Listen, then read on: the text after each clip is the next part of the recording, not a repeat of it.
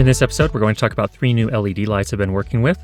They are, first of all, the Superpanel Full Color 30 from Lupo. This is a professional-grade RGBW 1x1 panel light. What does that mean? It's a panel LED light, but it can also produce all of the colors of the color spectrum. It can also produce tungsten or daylight-colored light as well. Next up is the BitLighter version 2.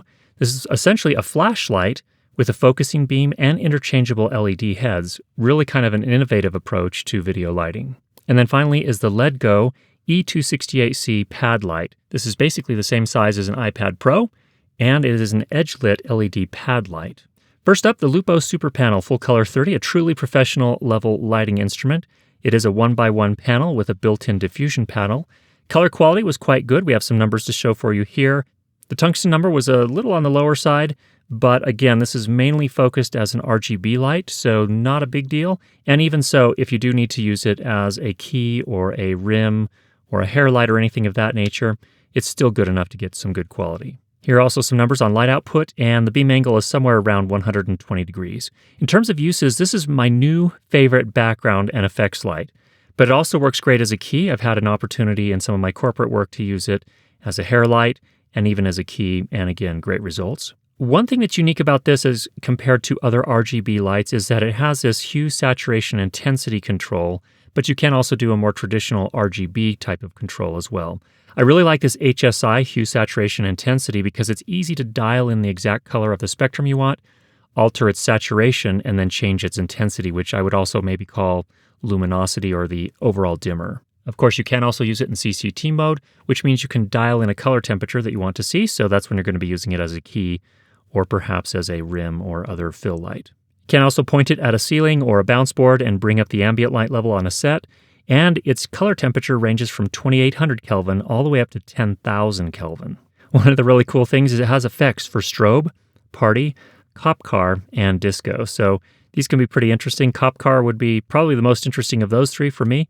It'd be really cool if they could also add one for firelight. Now, because this puts out so much light, there is a fan built into the unit. You can lock the fan off. It limits you to 50% power when you do that, but this is still actually plenty of light for most purposes. Another sign that this is a professional level lighting instrument is that it does have 5-pin DMX input and output ports. So if you are working in a studio where you're DMX controlling all of your lighting, this one will fit right in. Of course, it can be powered by AC adapter, which is included, or you can get an optional cinema battery plate for V-mount or gold mount batteries.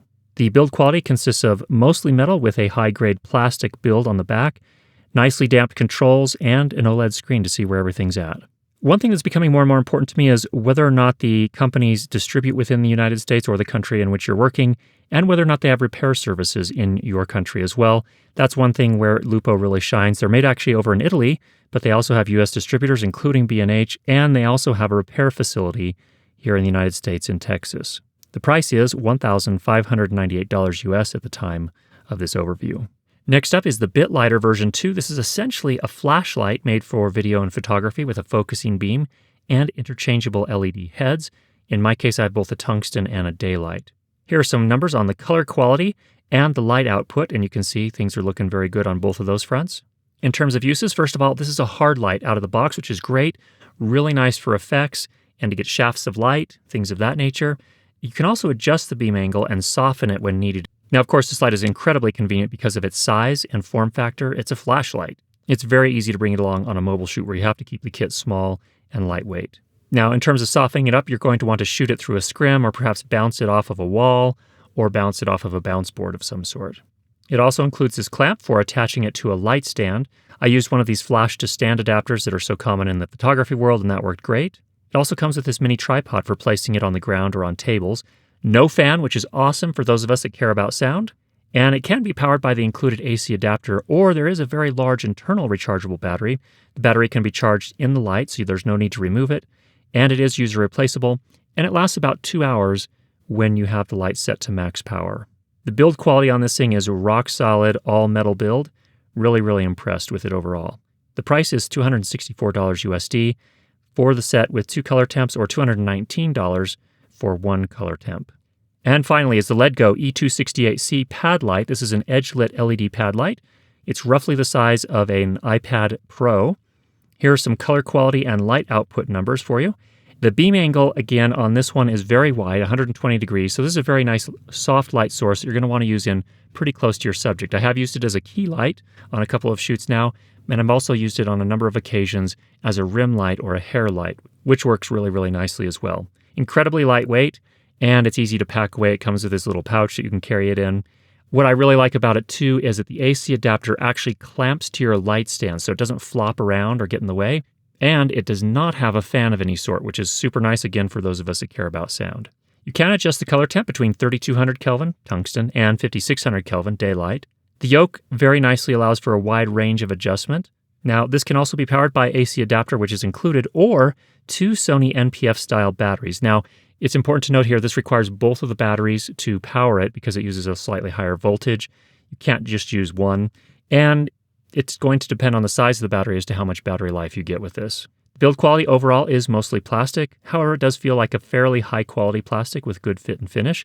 It is incredibly thin, so it's useful for tight spaces. Also good for mobile shooting.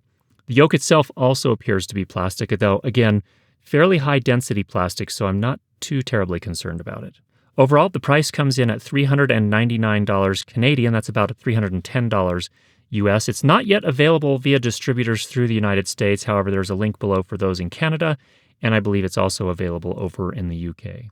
So there's a look at a variety of new lights I've been working with. If you're interested in a full review of any of those, go ahead and leave a comment down below. And if you've not already subscribed, make sure you do that, and I'll be sure to get you more great videos on how to improve your lighting and sound for video. Talk to you soon.